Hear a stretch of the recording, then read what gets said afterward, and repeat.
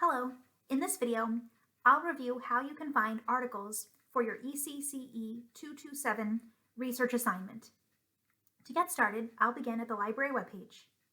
Next, I'll select Database Finder from the menu across the page, and then the link to access the Database Finder. Databases are smaller collections of sources, and one really terrific database to use for your assignment is called Education Source. I can get to Education Source by selecting the letter E from the alphabetical listing across the page, and also by using the subject drop-down menu and then selecting Education. Next, I'll select the link to access Education Source. There are several other databases that can be really helpful when searching for articles for this assignment. I'll select the Choose Databases link directly next to Education Source. Now, I'll check ERIC, which is an educational research database,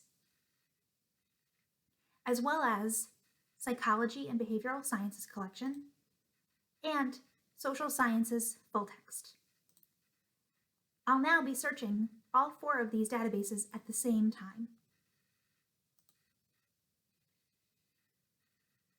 In the first box, I'll enter the name of the educational theorist, B.F. Skinner.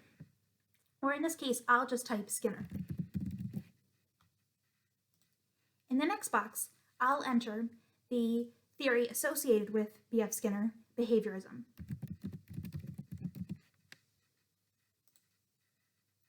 You may want to focus to one specific aspect of the theory.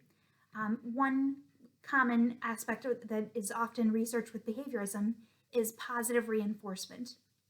In the third box, I'll enter the phrase positive reinforcement with quotation marks around it.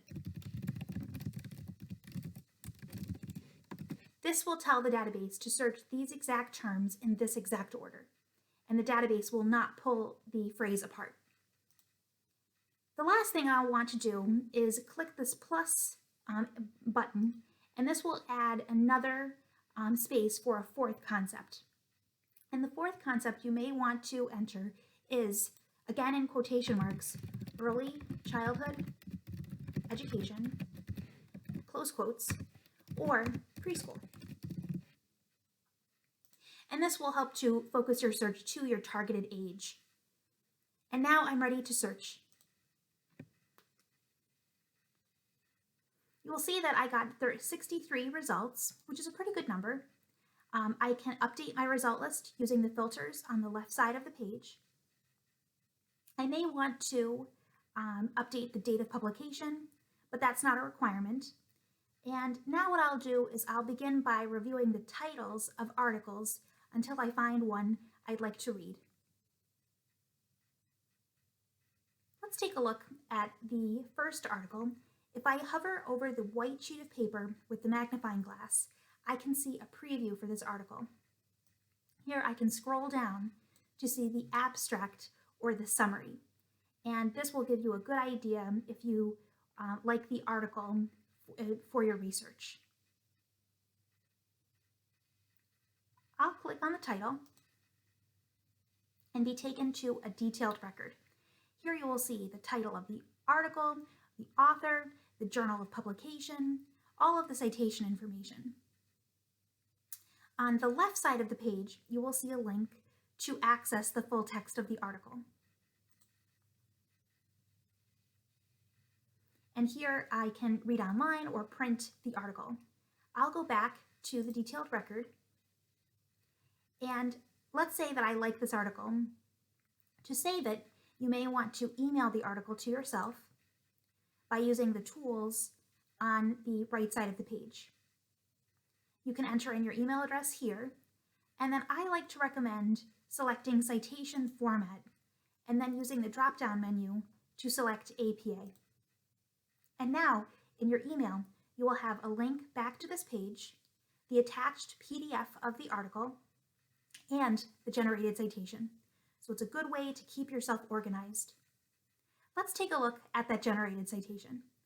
I'll select the Cite button in the Tools menu and scroll down to APA. As I said earlier, citation generators aren't perfect, but they're a good place to get started. So what I would recommend is comparing the generated citation to correct citations included in your assignment packet, in your style guide, or the library Cite Your Sources guide. One mistake I see right away is that the title is, each term is capitalized, and this is not correct for APA. Only the first term and proper nouns will be capitalized. So that's something that you would want to fix in your document. If you have questions, you can always ask a librarian.